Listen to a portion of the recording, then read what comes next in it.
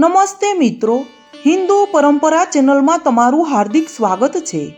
આજે આપણે અન્નપૂર્ણા વ્રત કથા જોઈશું। કાશીમાં અંબાશંકર અને રમા નામના બ્રાહ્મણ અને બ્રાહ્મણી રહેતા હતા। તેમની પાસે રહેવા માટે કોઈ સારું ઘર ન હતું, પહેરવા માટે કોઈ સારા વસ્ત્રો નહોતા। તેઓ પતિ પત્ની એક નાની બેહાલ ઝૂંપડીમાં રહેતા હતા। તેઓ નિર્ધન હોવાથી કંઈ જ ખરીદી શકતા નહોતા। ઝૂંપડીમાં ઘર વખરીમાં માટીના 2-4 ઠીબા હતા।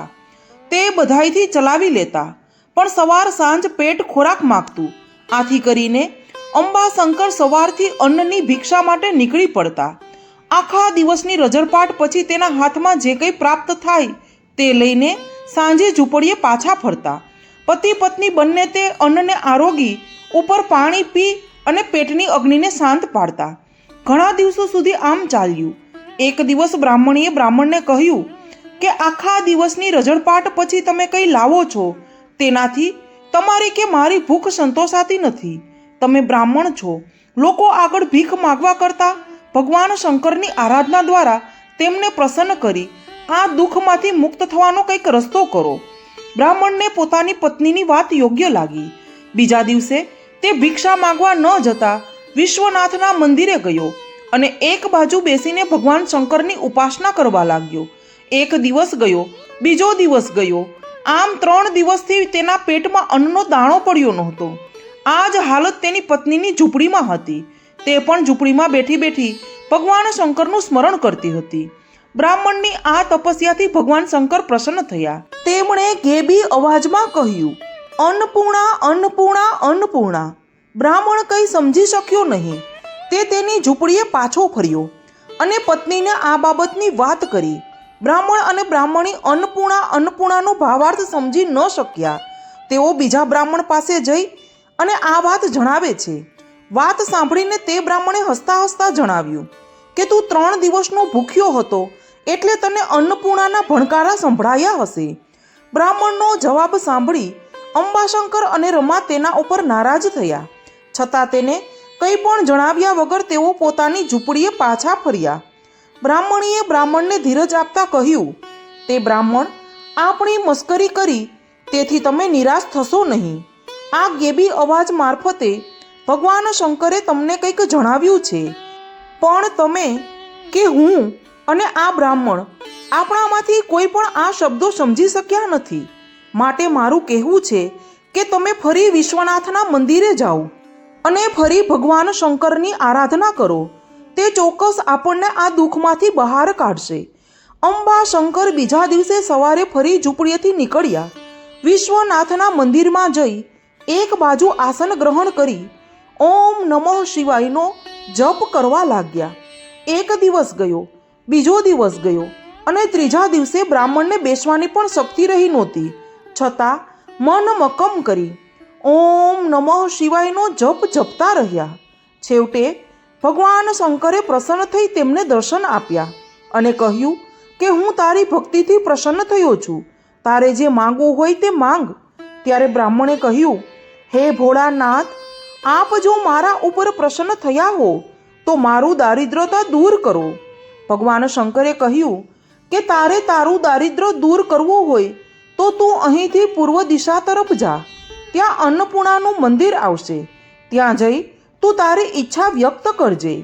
અન્નપૂર્ણા તારી સઘળી મનોકામના પૂર્ણ કરશે। આટલું કહી ભગવાન શંકર અંતર્ધ્યાન થઈ ગયા।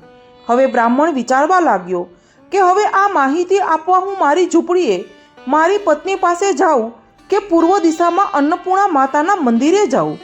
થોડી વાર વિચાર કરી નિર્ણય કર્યો કે હું પહેલાં પૂર્વ દિશામાં અન્નપૂર્ણા માતાના મંદિરે જાઉં, ત્યાંના તેમના આશીર્વાદ અને કૃપા મેળવી પછી જ પત્નીને મળું। પછી તે ભગવાન શંકરની પ્રતિમાને નમન કરી વિશ્વનાથના મંદિરમાંથી બહાર નીકળ્યો। તેણે ભગવાન શંકરની આજ્ઞા અનુસાર પૂર્વ દિશા તરફ ચાલવા માંડ્યું। તે થોડે દૂર ગયો હશે કે તેની નજરે એક સુંદર સરોવર દેખાયું। તે સરોવરની નજીક ગયો। તેનું નિર્મળ પાણી અને વાતા શીતળ પવનથી તેના આત્માને શાંતિ મળી। તેના શરીરમાં જે અશક્તિ હતી તે જાણે એકાએક ગાયબ થઈ ગઈ। તેનામાં શક્તિનો સંચાર થયો હોય તેવું તેને લાગ્યું। તેણે સરોવરની આસપાસ દ્રષ્ટિ ફેરવવા માંડી. તેની નજરે એક ક્ષીણ નાનું મંદિર નજરે પડ્યું. ત્યાં કેટલીક સ્ત્રીઓ પૂજાવિધિ કરી રહી હતી. તે તેની નજીક જઈને પૂછવા લાગ્યો, હે બહેનો, આ અન્નપૂર્ણા માતાજીનું મંદિર જ છે ને? પૂજા વિધિ કરી રહેલ સ્ત્રીઓમાંની એક સ્ત્રીએ કહ્યું, હા ભાઈ, આ અન્નપૂર્ણા માતાજીનું મંદિર છે. આજે માગશર સુદ છઠ હોવાથી અમે બધા માતાજીની પૂજા કરી રહ્યા છીએ. બ્રાહ્મણે મનમાં વિચાર્યું, ભગવાન શંકરે મને કંઈક હેતુસર અહીં અન્નપૂર્ણા માના મંદિરે મોકલેલ છે. મારે આ વ્રત વિશે જાણવું જરૂરી છે. તેણે એક બહેનને પૂછ્યું, બહેન, આ વ્રત વિશે મને માહિતી આપો. બહેને જણાવ્યું, ભાઈ, આ વ્રત માગશર સુદ છઠથી શરૂ થઈ માગશર વદ 12 પૂરું થાય છે. એટલે કે 21 દિવસનું આ વ્રત છે. વ્રત કરનારે સવારે વહેલા ઉઠી નાહી સ્વચ્છ કપડાં પહેરી પૂજા સ્થાને બાજોઠ મૂકી તેના ઉપર લાલ વસ્ત્ર પાથરી અન્નપૂર્ણા માની છબી મૂકવી.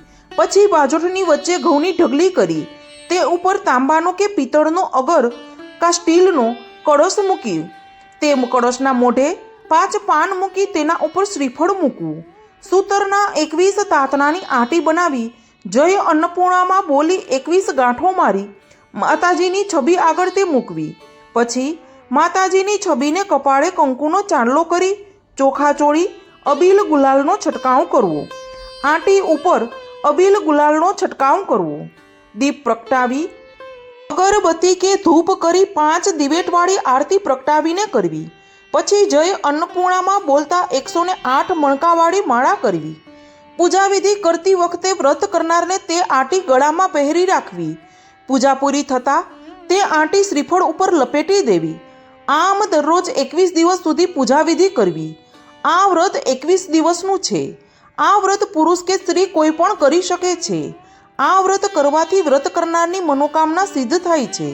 જો વ્રત કરનાર પાસે આ બધું કરવાની શક્તિ ન હોય તો તેણે સૂતરના 21 તાતણાની આંટી બનાવી તેવા 21 ગાંઠો મારી તે ગળામાં પહેરી રાખવી અને 21 દિવસ સુધી અન્નપૂર્ણા માતાની કલ્પના કરી જય અન્નપૂર્ણામાં બોલતા 108 મણકાની માળા કરવી અને એકટાણું કરવું. બ્રાહ્મણે એક ચિત્તે ધ્યાનપૂર્વક બહેનની વાત સાંભળી લીધી.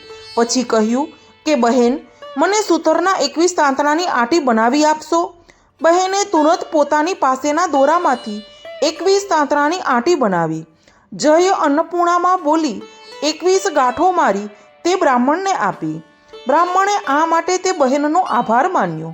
પછી બ્રાહ્મણે અન્નપૂર્ણા માની મૂર્તિને નમસ્કાર કરી મનમાં વ્રત કરવાનો સંકલ્પ કરી આંટી ગળામાં પહેરી લીધી.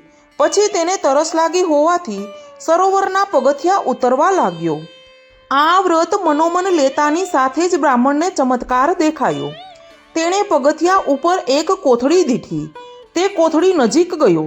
કોથળી ઊંચકી લીધી. કોથળીમાં જોતા તેમાં હીરા માણેક મોતી હતા. તેણે તે અન્નપૂર્ણા માની કૃપા પ્રસાદી સમજી પોતાની જોડીમાં મૂકી. પછી તે પાણી પીવા સરોવરમાં ઉતર્યો.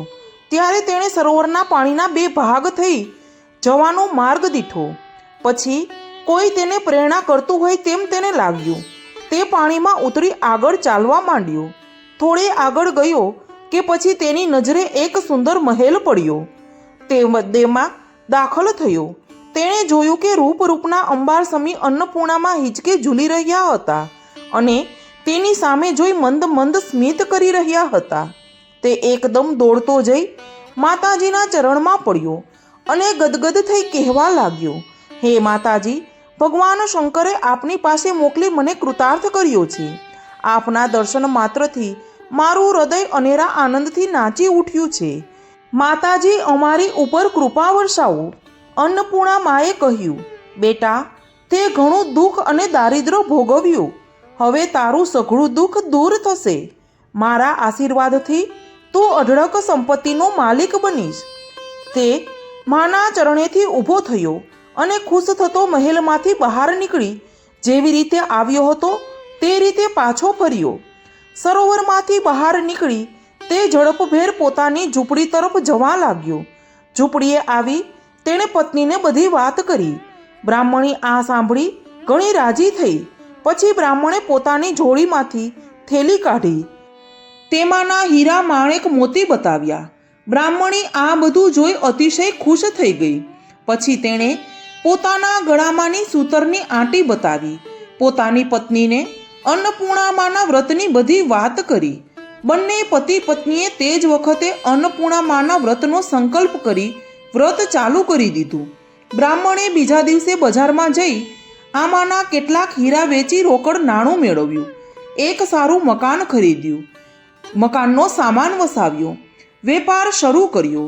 બ્રાહ્મણ આખો દિવસ વેપારમાં ચિત્ત દઈને કામ કરવા લાગ્યો. માની કૃપાથી તેનો ધંધો સારો ચાલવા લાગ્યો. ધીમે ધીમે તેણે વેપાર વધારી સારી દોલત એકઠી કરી. તેઓ નિયમિત રીતે દર વર્ષે અન્નપૂર્ણામાનું વ્રત કરતા. પછી બ્રાહ્મણે એક આલિશાન મકાન ખરીદ્યું. અનેક નોકર ચાકર રાખ્યા. વેપાર ધમધોકાર ચાલતો હતો. આમ તેમના દિવસો આનંદમાં અને સુખમાં પસાર થતા હતા. તેમને અન્ન, વસ્ત્ર કે નાણાંની જરાય ખોટ નહોતી. તેઓ બધી વાતે સુખી હતા. પણ બ્રાહ્મણીના દિલને એક વાત કોરી ખાતી હતી કે તેમને એક પણ સંતાન નહોતું. બ્રાહ્મણીએ પોતાને સંતાન થાય તે માટે ઘણી દવાદારૂ ચાલુ કરી. બાધા આખડી રાખી. ઘણા દિવસો છતાં સંતાન પ્રાપ્તિ ન થતાં બ્રાહ્મણી નિરાશ થઈ. એક દિવસ તેણે પોતાના પતિને કહ્યું કે મેં ઘણી દવાદારૂ કરી, બાધા અને માનતા રાખી, છતાં આપણે ત્યાં બાળક થયું નથી. આટલી અઢળક સંપત્તિ ભવિષ્યમાં કોણ ભોગવશે? તે ચિંતા સતત મને કોરી રહી છે. મારી ઈચ્છા છે કે તમે બીજા લગ્ન કરો. પત્નીના મુખેથી બીજા લગ્નની વાત સાંભળી બ્રાહ્મણ ચોંકી ગયો. તેણે બીજા લગ્ન કરવાનો સાફ ઇનકાર કર્યો. છતાં બ્રાહ્મણીએ ઘણો આગ્રહ અને વિનંતી કરી ત્યારે બીજા લગ્ન કરવા બ્રાહ્મણ તૈયાર થયો. બ્રાહ્મણને પણ પુત્ર પ્રાપ્તિની ઈચ્છા તો હતી જ. બ્રાહ્મણે બીજા લગ્ન કર્યા. તેની નવી પત્ની શાંતા સુંદર હતી, પરંતુ સ્વભાવ સારો નહોતો. તે અભિમાની અને તોછડી હતી. તે વારંવાર નોકર ચાકરને દબડાવતી. તે પોતાનું ધાર્યું કરતી. જ્યાં સુધી પોતાનું ધાર્યું ન થાય ત્યાં સુધી તેને ચેન ન પડતું. માગશર મહિનો આવ્યો. છઠ થઈ એટલે અંબાશંકર અને રમાએ અન્નપૂર્ણા માના વ્રતનો આરંભ કર્યો. તે દર વર્ષની માફક ખૂબ શ્રદ્ધા અને ભક્તિથી વ્રત કરવા લાગ્યા.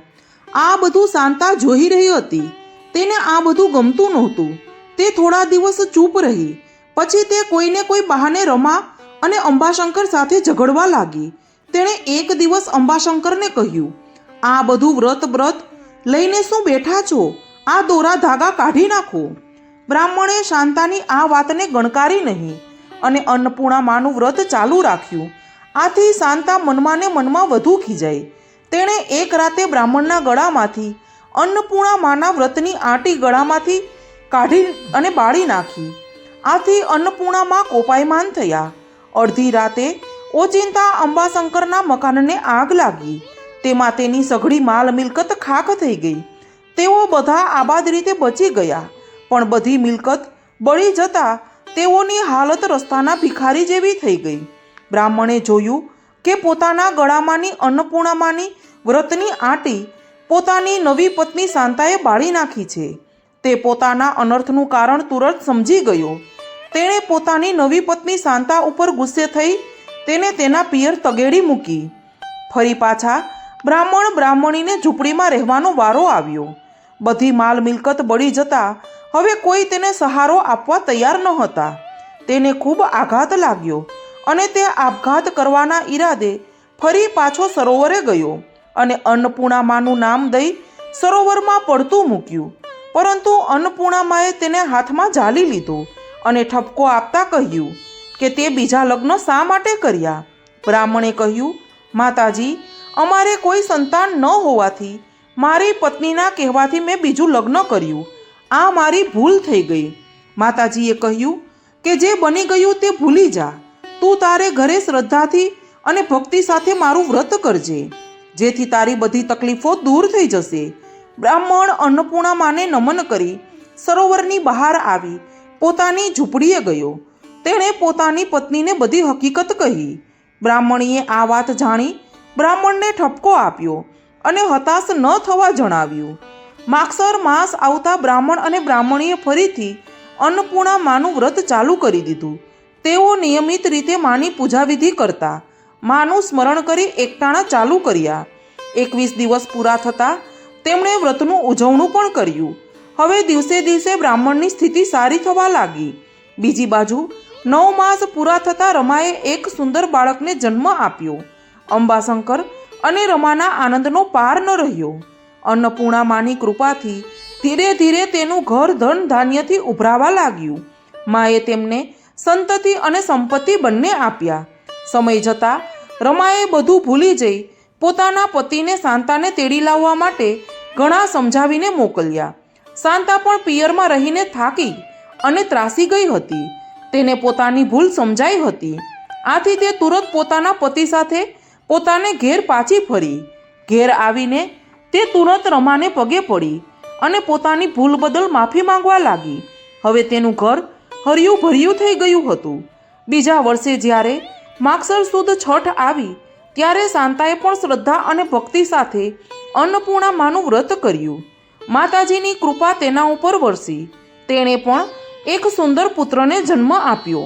પછી તો ત્રણેય જણ દર વર્ષે અન્નપૂર્ણા માનું વ્રત રાખતા અને ભક્તિ તેઓ જીવ્યા ત્યાં સુધી સુખ અને ચેનમાં રહ્યા. હે અન્નપૂર્ણામાં, તમે બ્રાહ્મણ અને બ્રાહ્મણીને જેવા ફળ્યા એવા સૌને ફળજો. તો મિત્રો, આવી ધાર્મિક વાર્તાઓ સાંભળવા માટે અમારી ચેનલ હિન્દુ પરંપરા સાથે જોડાઈ રહેજો. ચેનલને લાઈક, શેર અને સબસ્ક્રાઈબ કરી દેજો.